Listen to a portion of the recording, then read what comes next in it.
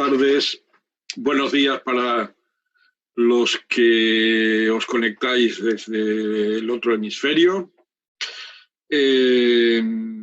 Vamos a pasar un rato charlando sobre el maltrato institucional en la atención al menor.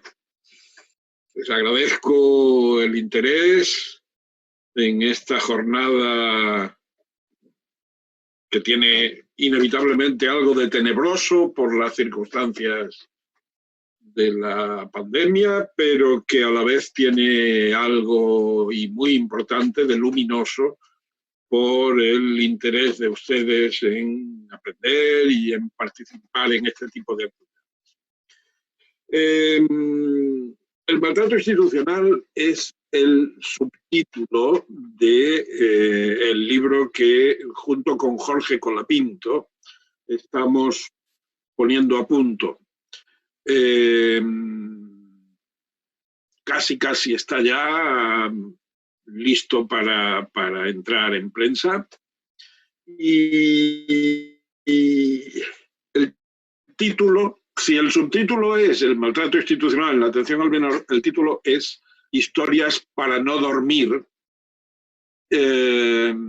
solo que en este momento estoy dudando sobre si modificarlo, porque eso coincide, y a lo mejor hay derechos de autor por medio, con unos programas de televisión de hace muchos años, dirigidos por Narciso Ibáñez Serrador, que eran historias de terror. Con lo cual, a lo mejor el título tendrá que ser reformulado. Ya veremos qué opina la editorial. Y entonces podría ser, por ejemplo, Historias para dormir mal. Pero si eso queda demasiado rocambolesco, pues ya veremos, lo cambiaremos. Bien, yo, como muchos de ustedes ya esperan y se imaginan, voy a empezar hablando de amor. Y de monos. Hay un tipo que no me quiere nada en Mallorca, pero que me conoce, y me conoce las mañas, que una vez asistiendo a un seminario mío, comentó con tono descalificador al empezar, justo antes de empezar, entre sus compañeros: ahora Linares nos va a hablar de los monos. Bueno, y sí, les hablé de los monos, y ahora les voy a hablar de los monos también, pero un poquito, en fin, justo lo necesario.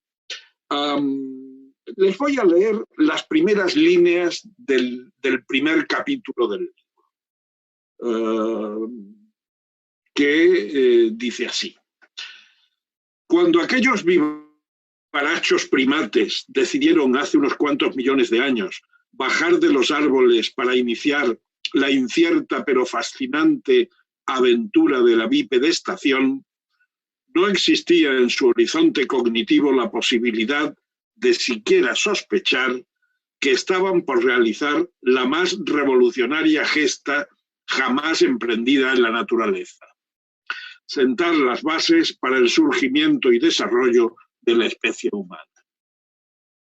Se trataba simplemente de que allá arriba, en las antes frondosas y ahora más ralas copas que siempre...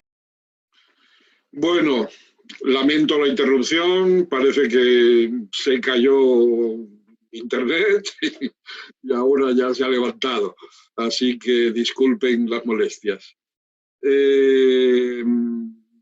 No sé muy bien dónde fue el corte, pero bueno, ya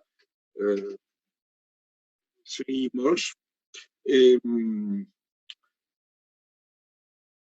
Digamos, arrancando de esta idea de que la bipedestación es la primera gran revolución fundacional en la historia de la especie humana, y que los cambios que genera esa bipedestación, bajar de los árboles y empezar a caminar sobre dos extremidades, permite también una serie de cambios morfológicos y luego cambios conductuales que comportan la fundación de la pareja y de la familia a través de unas trascendentalísimas modificaciones en las relaciones sexuales.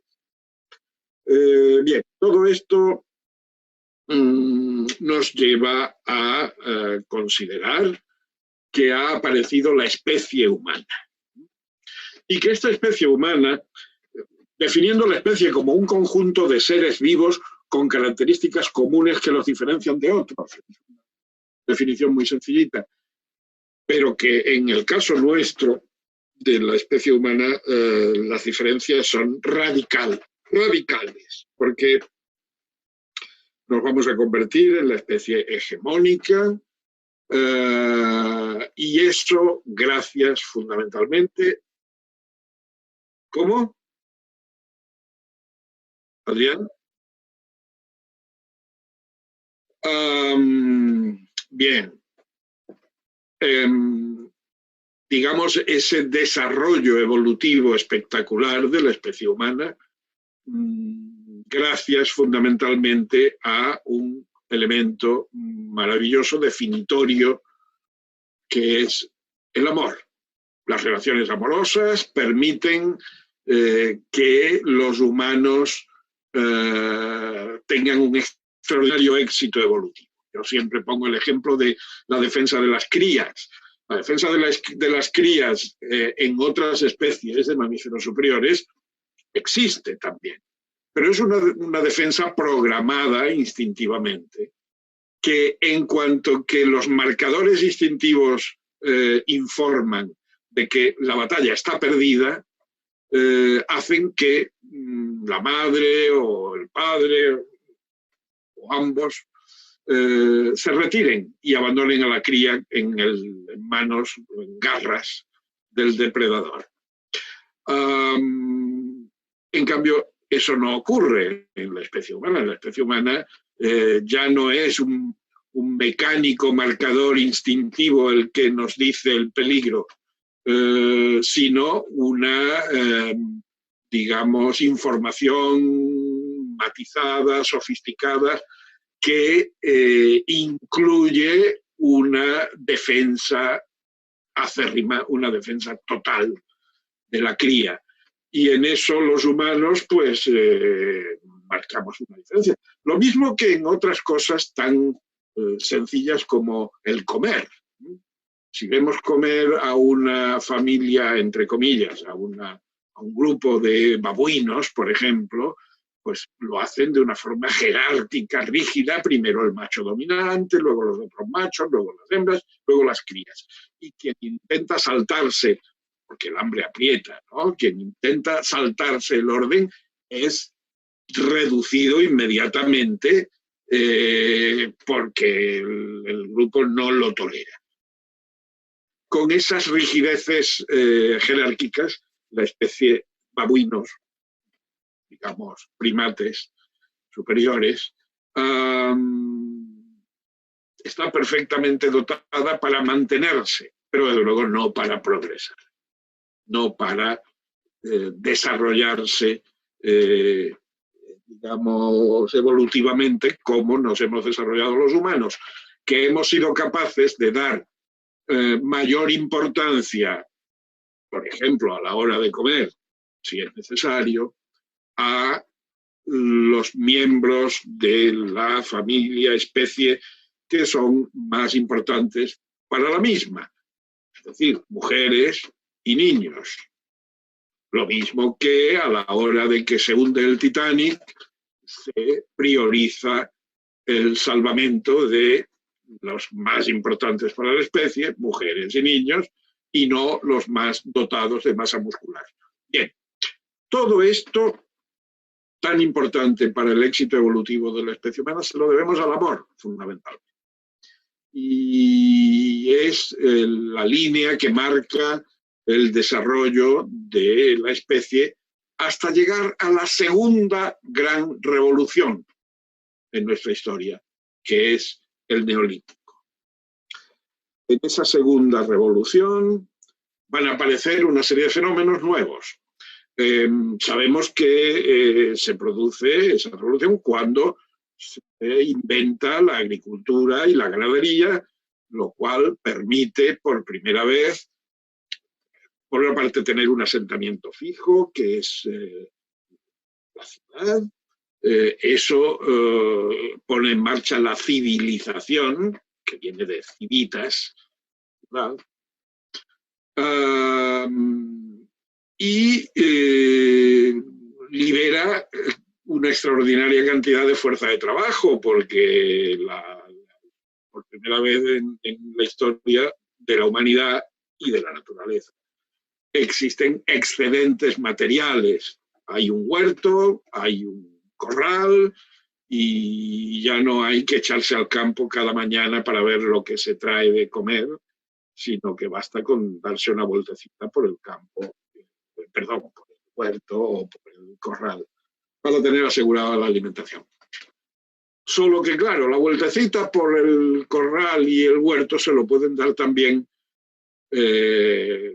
vecinos o gente que pasa y que puede sentir el deseo de apropiarse de esos excedentes materiales. Con ese reflejo que ahora entendemos desgraciadamente tan humano, pero que en ese momento era bastante novedoso, aparece el Estado y aparece la sociedad. Por tanto, si en la primera revolución se funda la especie, en la segunda se funda la sociedad.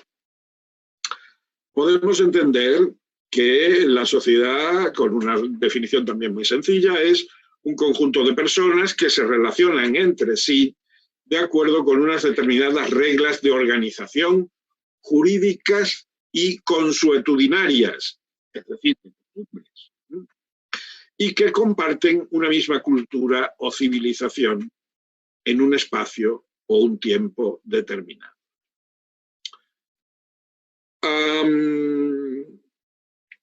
Ha aparecido la sociedad y con ella la expansión de las relaciones de poder, que existían seguramente antes, pero a un nivel muy menor, mucho más simple, y muy controladas, por otra parte, por las relaciones amorosas. Y en cambio, a partir de ahora, estas relaciones de poder van a cobrar un gran auge, convirtiéndose en relaciones de dominio. Y ahí aparece el maltrato. Por tanto, en esta segunda revolución neolítica nacen la sociedad, la cultura, que es la mitología social, pero nace también el maltrato. Un maltrato que se infiltra en todas las relaciones, en todos los niveles relacionales humanos. Digamos, la relación entre etnias, entre clases sociales, estamentos, entre géneros y entre generaciones. Y ahí aparece, evidentemente, la violencia de género y aparece también el maltrato parentofilial. En el momento en que aparece la sociedad en esta revolución neolítica, aparecen también las instituciones sociales. Ya teníamos una institución. La familia era la primera institución. Una institución generada en la especie y para la especie. Ahora, con la sociedad, aparecen las instituciones sociales, sistemas relacionales avalados por una determinada sociedad para transmitir y perpetuar su organización, es decir, fundamentalmente la estructura jerárquica, y su mitología, es decir, la cultura. Estas instituciones, que son primariamente sociales, secundariamente se redefinen también con la especie. que es el fenómeno complementario de lo que ocurre con la familia. La familia nace con la especie y luego se redefine con la sociedad. Las instituciones nacen con la sociedad y luego se redefinen con la especie.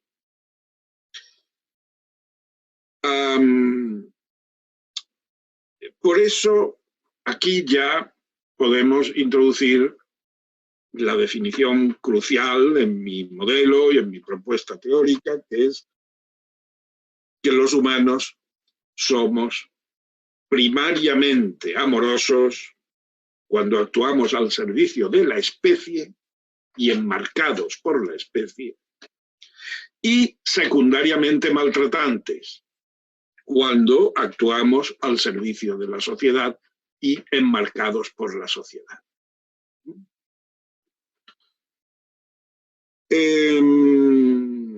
Por supuesto que estoy hablando de un maltrato que es fundamentalmente psicológico, pero eso abre la puerta a un discurso que no tiene cabida hoy,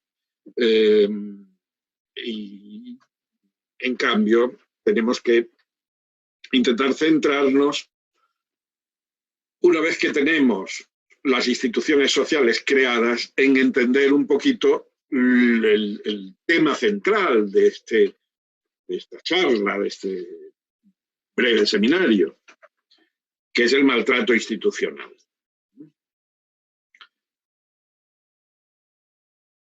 Pero primero, dos palabras sobre el maltrato familiar.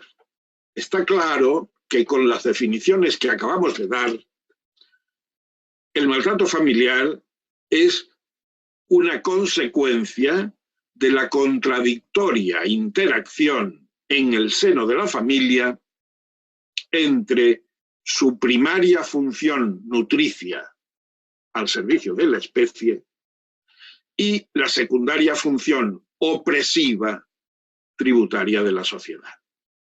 Es decir, la familia nutre relacionalmente cuando está al servicio de la especie, pero puede maltratar cuando entra en conexión, cuando, digamos, se hace tributaria de la sociedad, que es una sociedad injusta y opresiva, aun cuando, evidentemente, su condición humana la hace también tributaria en cierto sentido de la especie, con lo cual no es que la sociedad solo maltrate, pero primariamente sí. Pues el maltrato institucional sería la consecuencia, parafraseando un poquito la definición que acabamos de dar del maltrato familiar, sería la consecuencia de la contradictoria interacción en el seno de las instituciones entre su primaria función opresiva al servicio de la sociedad y la secundaria función nutricia tributaria de la especie. Yo quisiera que toda esta primera parte, un poquito así más abstracta, si queréis, un poco más teórica, sirviera claramente para dejar establecido un principio. Y es ese, que somos primariamente amorosos, porque ahí conectamos con la especie humana, y secundariamente maltratantes, porque ahí conectamos con la sociedad humana también.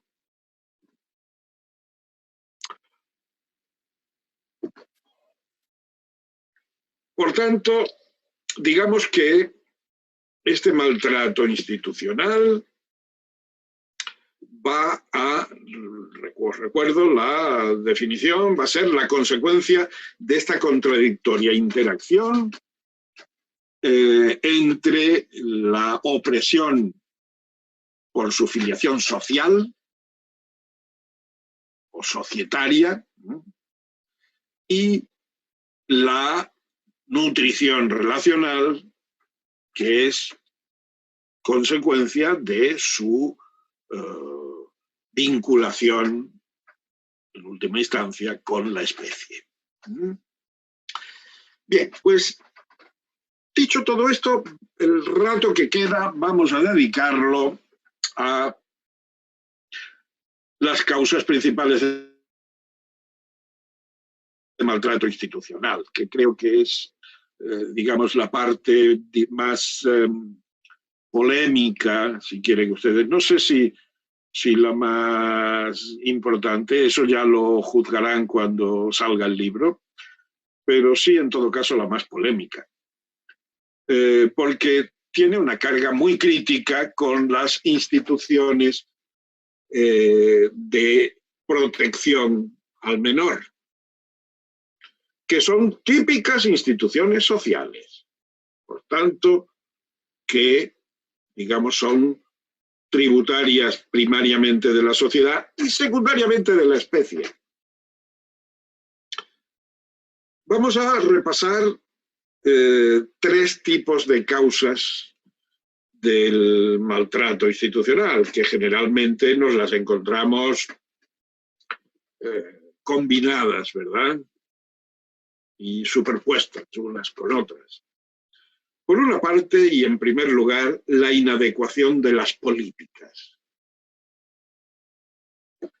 Las políticas que tienen que ver con las instituciones de protección a los menores son las líneas directrices en las que luego, o sobre las que luego, se van a ejercer las prácticas de las instituciones, ¿verdad? Y aquí ya tenemos unos cuantos puntos que son muy proclives al maltrato institucional. En primer lugar, la obligatoriedad de denunciar. Un punto que se nos ha hecho así algo como evidente, ¿verdad? Y que sin embargo es tremendamente contradictorio y polémico. No todos los países establecen legalmente la obligatoriedad de denunciar, pero España sí.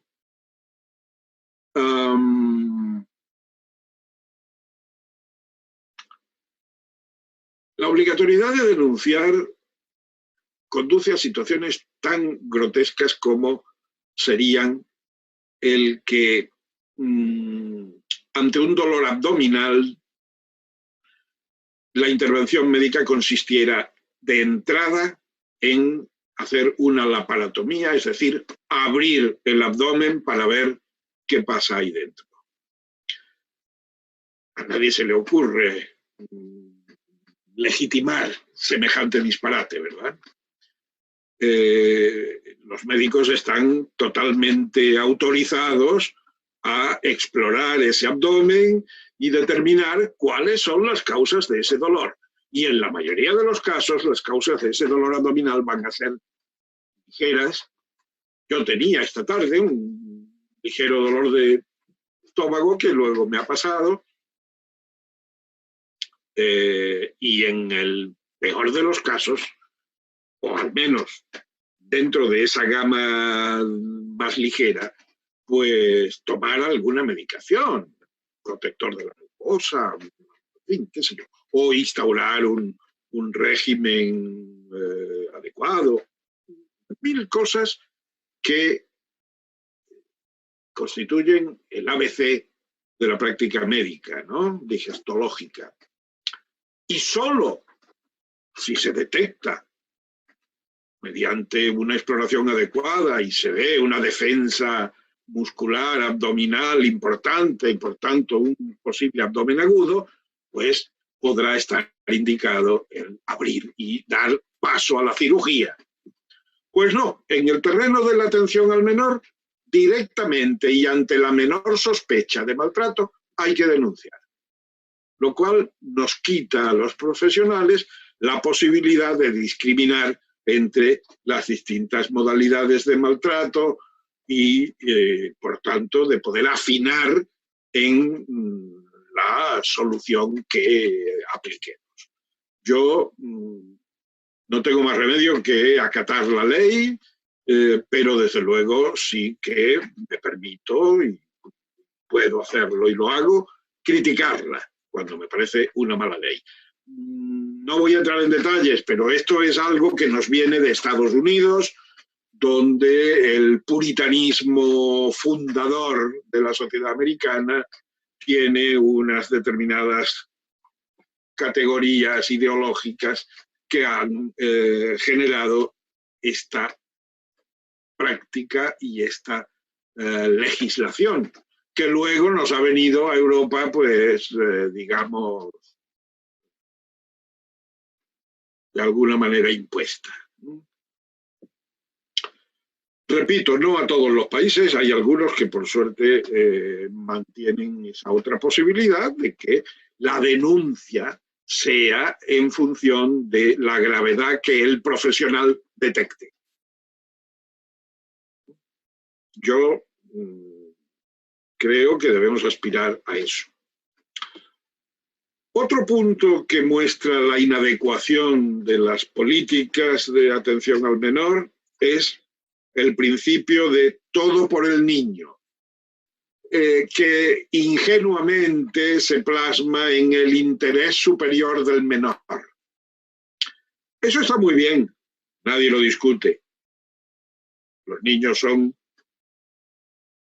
nuestras crías, las crías humanas, hay que defenderlas con uñas y dientes y derramar la última gota de sangre por protegerlas.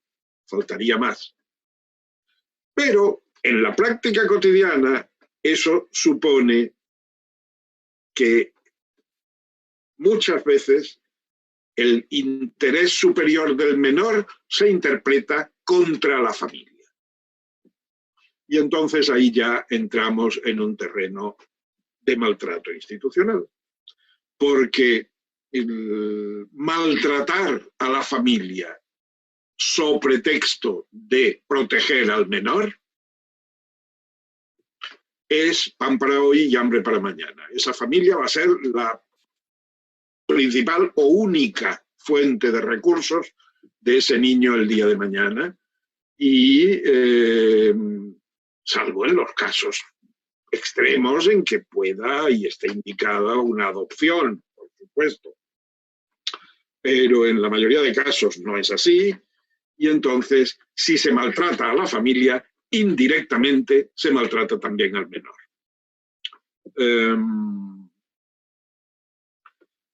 Una tercera fuente de maltrato institucional por inadecuación de las políticas es la imposibilidad que manifiestan las instituciones de protección de brindar ayuda a la familia cuando ésta la solicita. Es patético, y lo hemos podido comprobar en infinidad de casos, como cuando la familia se dirige a las instituciones de protección, de atención al menor, pidiendo ayuda, por favor, ayúdennos porque no sabemos qué hacer con nuestro niño, con nuestra niña. La respuesta que reciben no es de ayuda, sino de represión y control. Es como si las instituciones dijeran, pues si tenéis problemas con los niños es que lo estáis haciendo mal, y eso quiere decir que sois malos. Y lo que vamos a hacer es retiraros a los niños y, en fin, a lo mejor con un poco de suerte os damos la oportunidad de redimiros, de haceros buenos. Pero desde luego no os vamos a dar la ayuda que solicitáis, que sería fundamentalmente una ayuda terapéutica. Claro está. Pues no.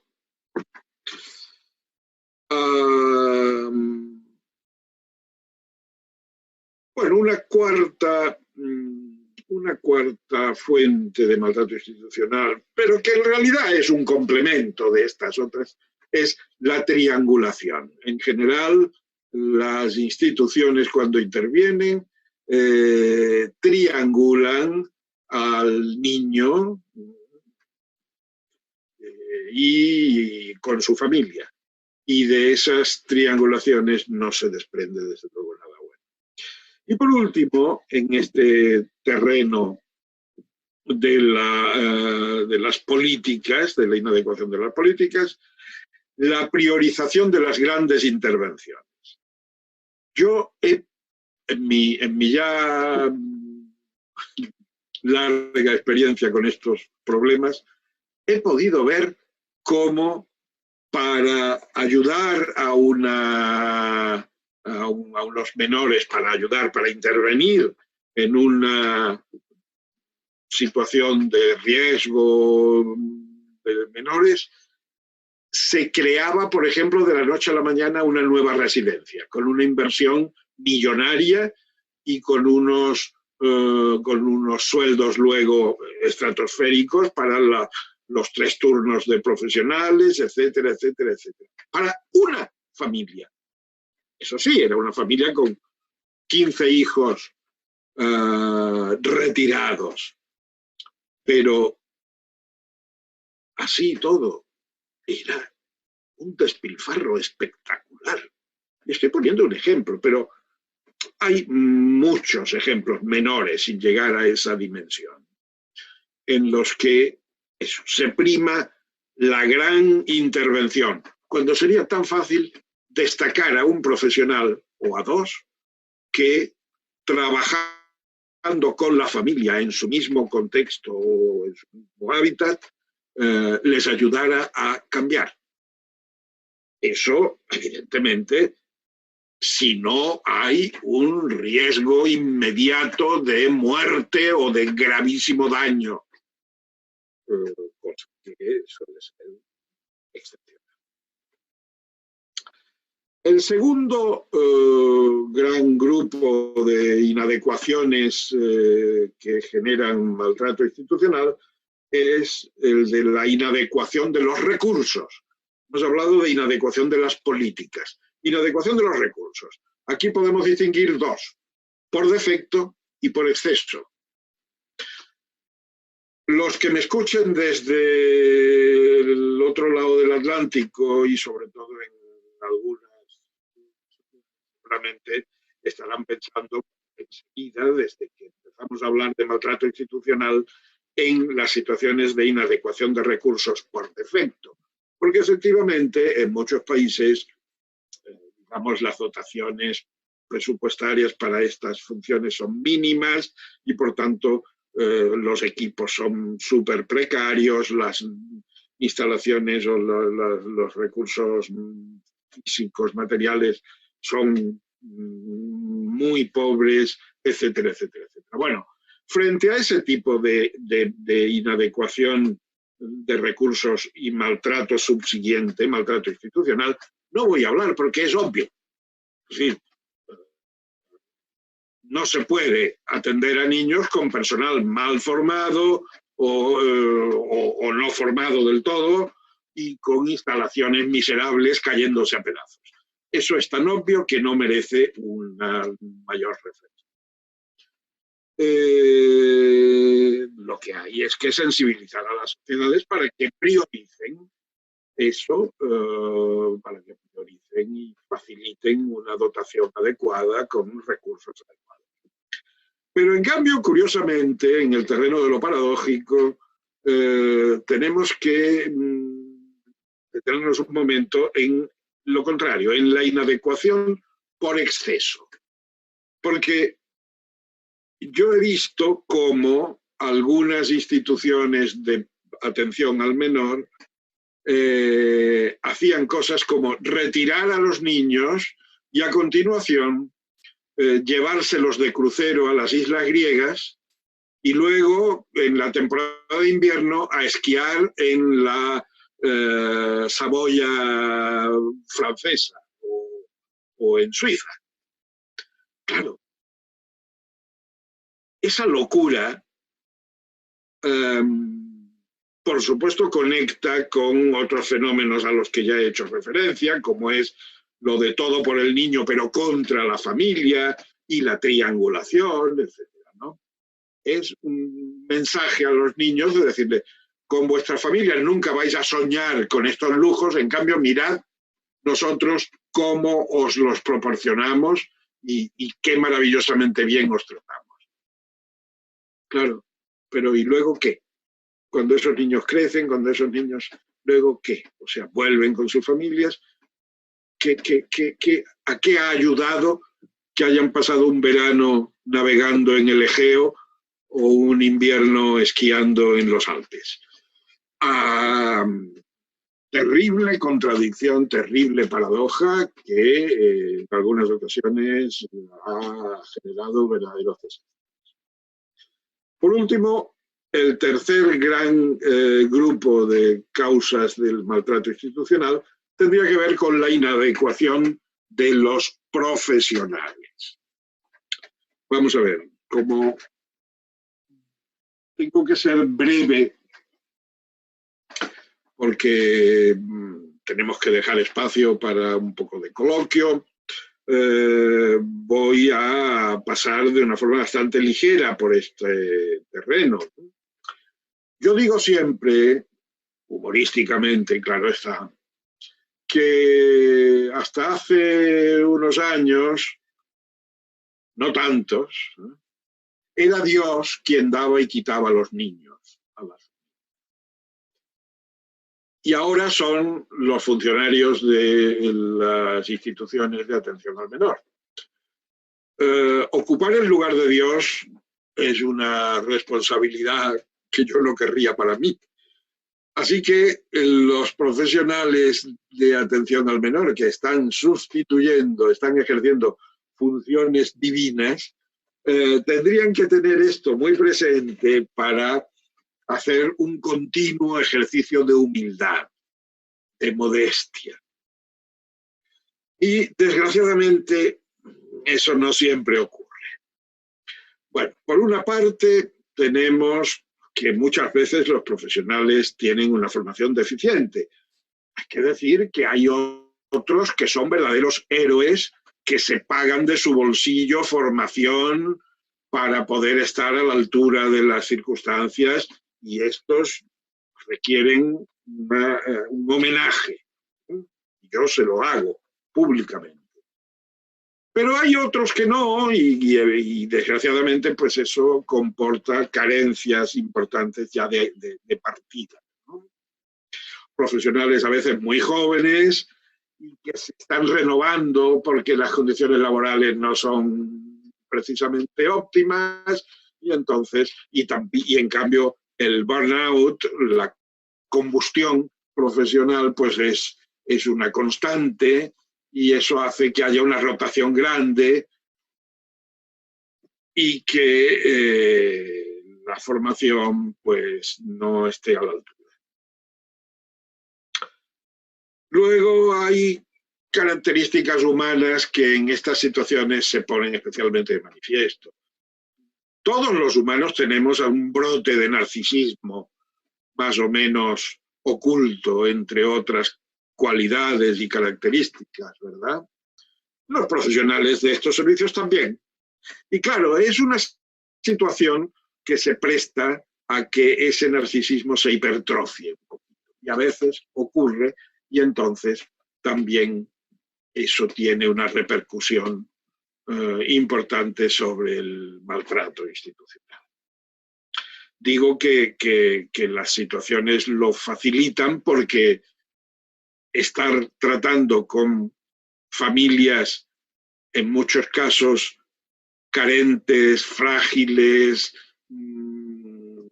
precarias, etcétera, desde una posición de poder, pues digamos que facilita esa expansión del narcisismo.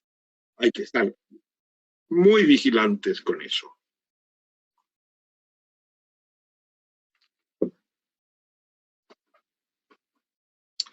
Otro tema importante en esta inadecuación de los profesionales aparece cuando, digamos, la tendencia humana a vengarse, de alguna manera, de agravios sufridos, se pone de manifiesto.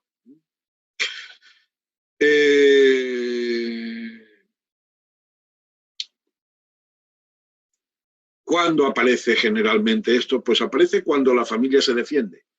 Cuando hay una intervención protectora de los niños, protectora entre comillas, que de alguna forma hace que la familia se sienta maltratada y que contraataque, por así decirlo.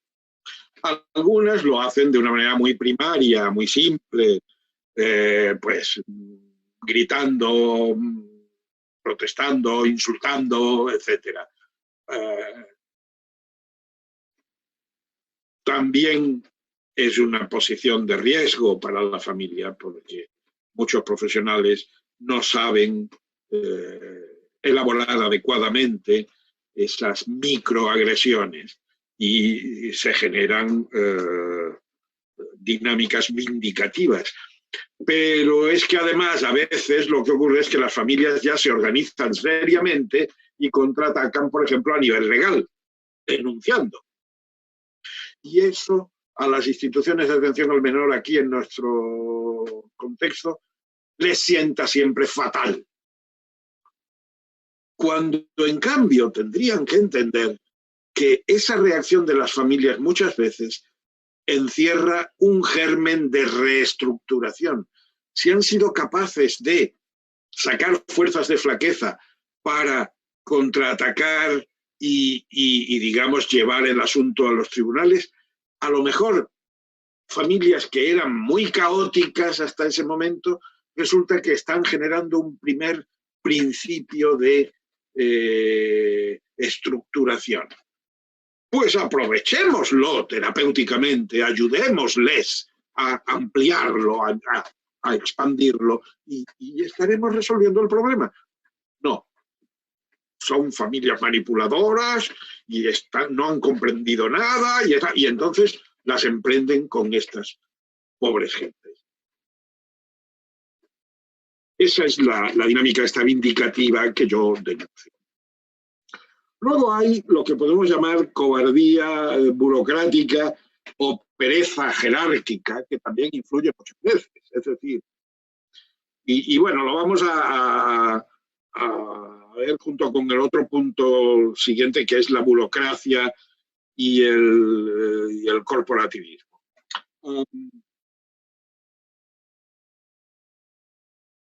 A mí me han dicho a veces, me han llegado a confesar, y cuando se confiesa esto es en una mínima proporción de casos con respecto a los que se piensa pero no se habla. Es decir, sí, yo daría permiso a estos niños para ir en Navidad con su familia, pero ¿y si pasa algo?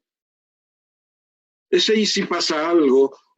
O simplemente cerraría el expediente porque la familia está mostrando que ha cambiado y hay una dinámica terapéutica en marcha, etcétera, y hay por tanto razonables motivos para pensar que el problema está encarrilado. Sí, pero ¿y si pasa algo? Pues claro, como nunca va a haber una garantía de que no pase nada, eso, que yo le llamo pereza jerárquica o cobardía burocrática, pues es un problema y genera maltrato institucional. El corporativismo es importante, y esto Cancrini lo destacaba siempre y lo sigue destacando como algo fundamental en el trabajo institucional, que haya supervisión externa, que estas instituciones tengan supervisores externos, ajenos a los equipos propiamente de la institución. Al menos es una mirada exogámica que permite un cierto distanciamiento, porque si no, el reflejo corporativo es muy fuerte y hay como una especie de defensa mutua, de los posibles fallos o de las posibles carencias, etcétera, que hace que nada se mueva y que nada cambie. Otro punto de la inadecuación de los profesionales, pero en este no me voy a detener porque también de nuevo es obvio que no, es tan obvio que no necesita de momento a este nivel rápido que estamos inevitablemente obligados a dar en este seminario, pues es la violencia. No es raro que en estos centros de menores se ejerza violencia. Se edulcora hablando de contención. Es verdad que hay niños menores que pueden ser violentos y generar situaciones difíciles, pero ojo con que detrás de la contención no vaya una violencia escondida y que niños que están siendo protegidos de un maltrato físico en sus familias vengan a recibir un maltrato físico en la institución. Por último, el aspecto que también a veces interviene generando más maltrato institucional es la patologización. Los sistémicos nos pasamos la vida luchando contra la patologización. Eso no quiere decir negar problemáticas de salud mental y que existen trastornos mentales indudablemente, ¿verdad? Pero tenemos que ser cautos y tender a minimizar la patología, no maximizarla. Y en cambio, muchas veces en las dinámicas institucionales con menores se maximiza de una manera patética. Yo he visto cómo con algunos menores especialmente rebeldes, provocadores, etcétera, esa dinámica de contención se completa o se complementa con psiquiatrización, se acaba produciendo, generando, inventando una patología que de entrada no existía. Y eso duró con Jorge Colapinto y yo, y con la colaboración de otras personas, por cierto, en algunos capítulos, que será también muy interesante. Y ahora yo me pararía y atendería con gusto comentarios y preguntas que pueda haber.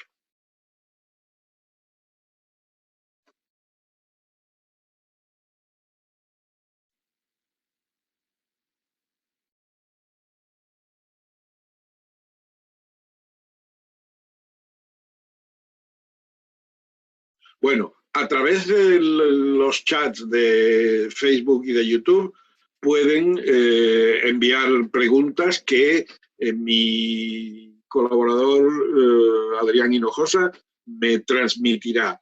Él no se le escucha directamente, ustedes no lo escucharán directamente, pero él me transmitirá las preguntas y yo podré contestar. Adelante, Adrián, ya debes tener alguna, ¿no?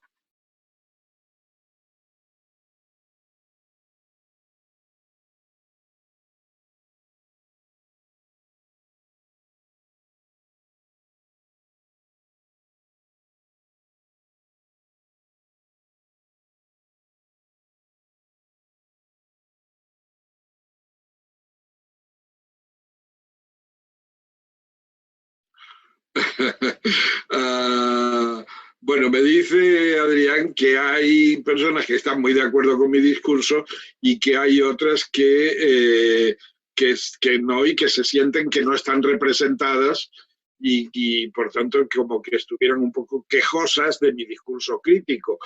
Bueno, queridos míos, ¿eh? Yo soy responsable de mi discurso y ustedes pueden hacer su discurso y nadie les va a impedir que hagan un chat o un seminario o una conferencia o lo que quieran, digamos, exponiendo sus puntos de vista sobre su práctica institucional. ese sentido, en fin, estamos en una situación democrática y libre.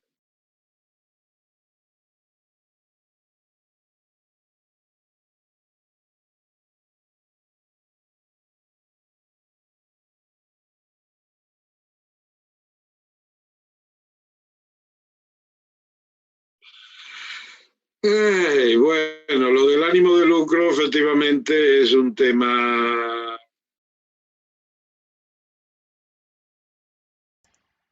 Hola, hola, se me escucha ahí, ¿no?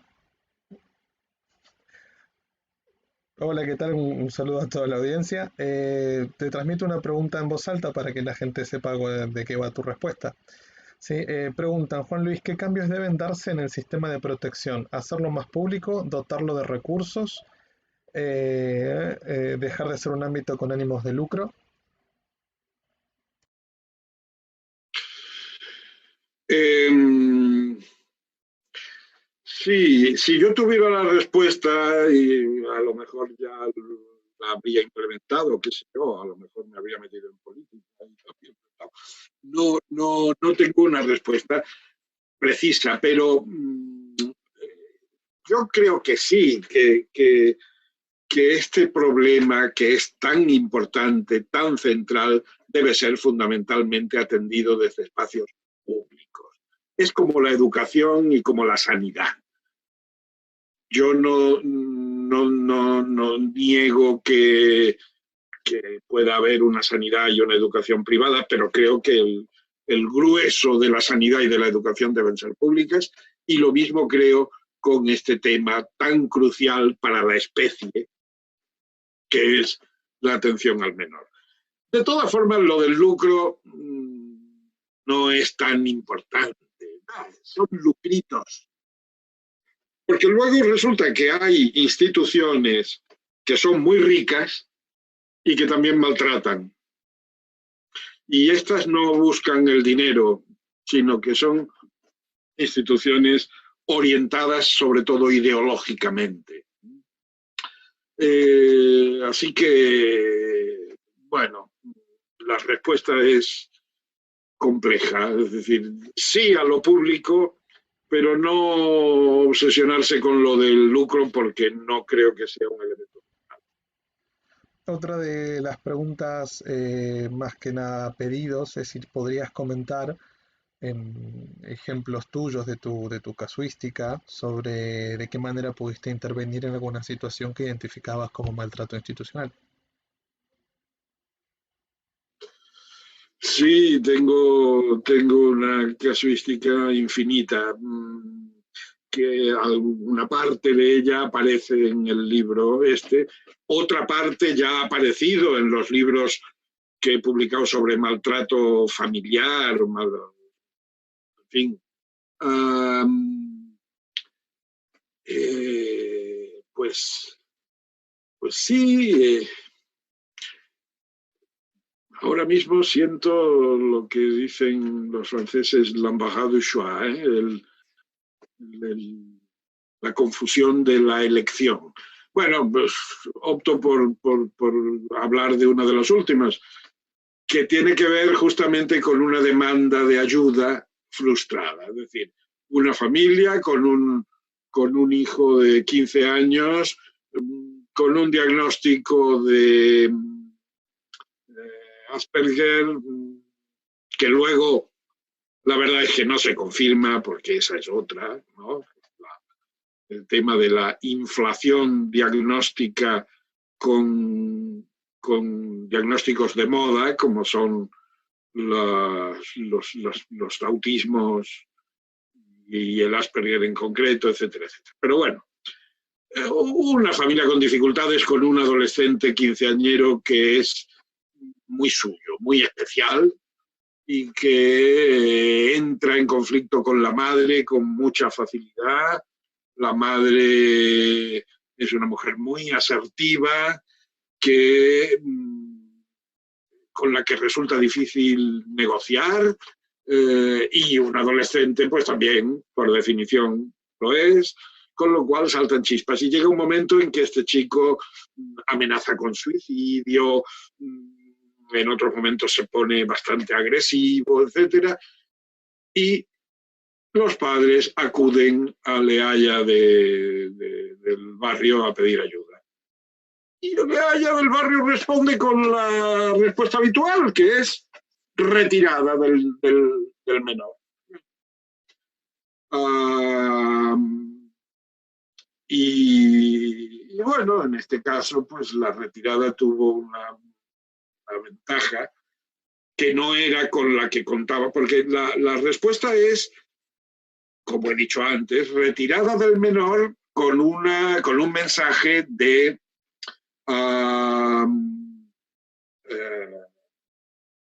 ustedes no son buenos padres, ustedes lo están haciendo mal y tienen que seguir este protocolo y hacerlo bien, y si lo hacen, le devolveremos al menor, y si no, ya veremos. En este caso, lo que ocurrió fue que el distanciamiento produjo un cierto esponjamiento de la relación que se había caldeado demasiado y tuvo un cierto efecto benévolo, benéfico. Yo no lo niego. Pero ese efecto benéfico, en unos pocos meses y con una terapia que por otra parte la familia había puesto en marcha por su propia iniciativa, pues era suficiente. Pero en cambio duró 2 años, eso es, bueno, o 1 año y medio. Este sería un ejemplo, o sea, de cómo las peticiones de ayuda se reconvierten en respuestas de control y de alguna manera, de castigo. Con las una o dos preguntas finales, una de ellas que de todas las que están, lastimosamente no podemos dar respuesta a todas. Una es, ¿cuál fue tu principal motivación para decidirte por escribir este libro? Pues haber estado durante muchos años en mi práctica de terapeuta familiar afrontando situaciones terriblemente injustas, terriblemente maltratantes con la familia y indirectamente también con el menor, y la cantidad de, digamos, bilis que he ido segregando durante todo ese tiempo. Es decir, no oculto que este libro tiene algo, de alguna manera, de ajuste de cuentas, pero es un ajuste de cuentas con la injusticia. Yo creo que ajustarle las cuentas a la injusticia es legítimo y válido. Yo rindo homenaje a los profesionales de los servicios de atención al menor con los que a veces he coincidido y he trabajado y que han hecho bien su trabajo y que han sido conscientes de todos estos riesgos que hemos examinado rápidamente, etcétera, y que son magníficos profesionales.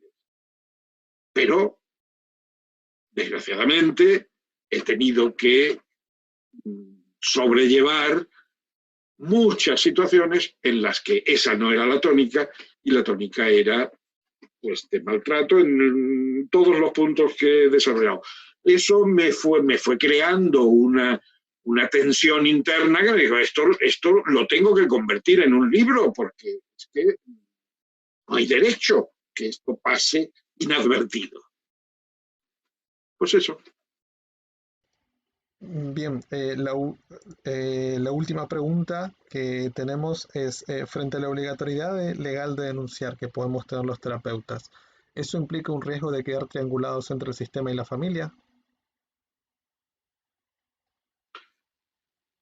Siempre hay riesgo de quedar triangulados, si pecamos de ingenuos, o en fin, o simplemente si aplicamos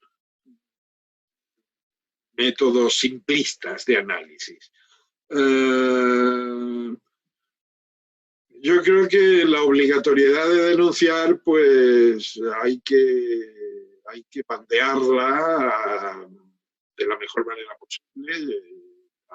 Por supuesto, hay que cumplir la ley, pero también a veces la ley se presta pues a posibles interpretaciones y bueno, pues eso desde luego creo que el principio tendría que ser denunciar cuando hay un riesgo inmediato de un daño irreversible para el menor. Cuando no hay ese riesgo inmediato de un daño irreversible, hay que darle una oportunidad a la terapia antes que la cosa adquiera una dinámica distinta, que no es terapéutica, sino controladora, represora, etc. Ese es mi... Bueno, con esta parte vamos cerrando el seminario de hoy. Hay muchas preguntas todavía, especialmente sobre detalles y datos sobre el lanzamiento del libro. Lo que podemos anunciar a la gente es que en la revista Redes, en el número 39, hay un pequeño artículo que funcionará como una especie de tráiler para la próxima publicación del libro, que lo pueden retirar ahí. También en nuestras propias redes sociales lo vamos a estar compartiendo en los próximos días. Si quieres dejar un saludo final. Sí, yo quiero añadir que la coautoría con Jorge Colapinto para mí es un gran motivo de satisfacción. Esperemos que pueda cumplirse finalmente. Ahora mismo él tiene el texto, lo está revisando y mi expectativa es que esa coautoría se pueda cumplir, porque Jorge, aparte de una excelente persona y un excelente profesional y gran amigo mío, pues ha sido supervisor de los servicios sociales y de atención al menor de Nueva York, nada menos. Por tanto, sabe de este tema. Yo espero tener su respuesta pronto y que, bueno, que coronavirus mediante, para el curso próximo el libro pueda aparecer. Y efectivamente, como decía Adrián, ya aprovecho para despedirme de todos ustedes, agradecerles su atención, pedirles de nuevo disculpas por las pequeñas interferencias que haya podido haber y esperar que podamos seguir en contacto. Muchas gracias, buenas tardes, buenos días. En nombre de toda la Escuela de Terapia Familiar San Pau y de quien habla en este momento, Adrián Hinojosa, agradecemos a todos los presentes. Por favor, estén atentos a nuestras redes sociales, tenemos muchas novedades a partir de la fecha, próximos seminarios, próximos lanzamientos, próximos artículos y ediciones, y es un gusto tenerlos del otro lado. Hasta próximas emisiones. Adiós.